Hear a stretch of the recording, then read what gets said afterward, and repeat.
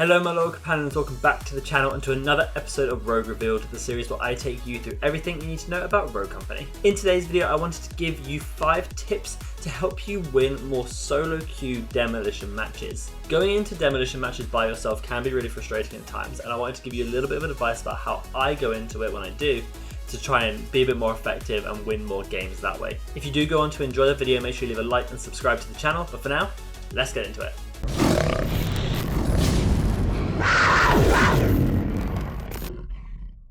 Okay, so kicking off, tip number 1 is to learn the differences and the basics of attacking and defending. You need to learn this basic structure of how you attack and how you defend and what strategies work best, what utility works best, before you can actually think about actually winning more solo queue demolition matches. If you are interested in expanding your knowledge in that way, I actually have 6 videos here on the channel, 3 showing you how to win more attacking matches and 3 showing you how to win more defending matches that you can check out. These guides I know have helped a lot of people, so make sure you go check them out. Going on to tip number 2 though is to play rogues that are carry orientated.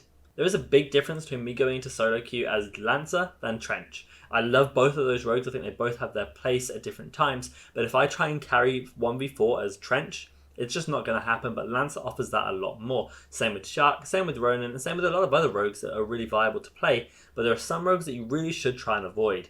Trench is one of them, Vi is one of them, Anvil most of the time. It doesn't mean you can't do really well on them, but it means if you're really trying to win more matches, you need to be playing someone who has more than just a 1v1 potential, and someone who has a lot of good positioning and utility to help them do that. Lethal utility is actually a really big part of that as well, so try and play rogues who have some things like Semtex or a grenade, or something where you can flush out enemies aggressively with utility. Tip number 3 is to assume that your teammates know nothing and will not help you, because they probably won't. The moment you try and rely on your teammate to do a certain thing, cover a certain angle, or even revive you is the moment that you will start to get frustrated and you will start to lose demolition matches. Your teammates do not know what you're thinking. You cannot communicate with your teammates unless you tried to them before, which I'll get onto.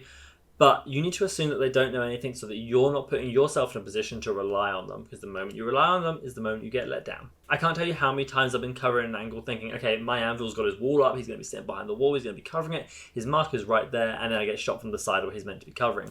You need to not rely on them. Honestly, it's the biggest downfall of solo queue players, is that they think their teammates are going to be there to help them. Sometimes they are, and if they are, that is amazing.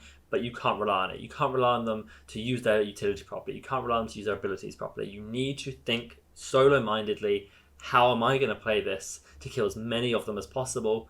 And should you die, that's when you have to hope your teammates can do something. Tip number 4, though, to try and alleviate the problems of tip number 3 is to work on your communication outside of comms. Now, it's great if you can get in party chat and go on comms. That will really help you all. But you have to be able to communicate differently without comms. Now they did in the most recent update add a bunch of new features to the ping system, so you can try and communicate a bit more easily, but pings are a really great way of trying to communicate as best as you can. I will be making a video on the new system and maybe some different ways of using that to communicate better, but you do need to work on it. Even simple pings like they're here, try not to spam ping unless it's an immediate danger threat. The moment you start spam pinging, it becomes quite annoying for teammates and they can tilt that way.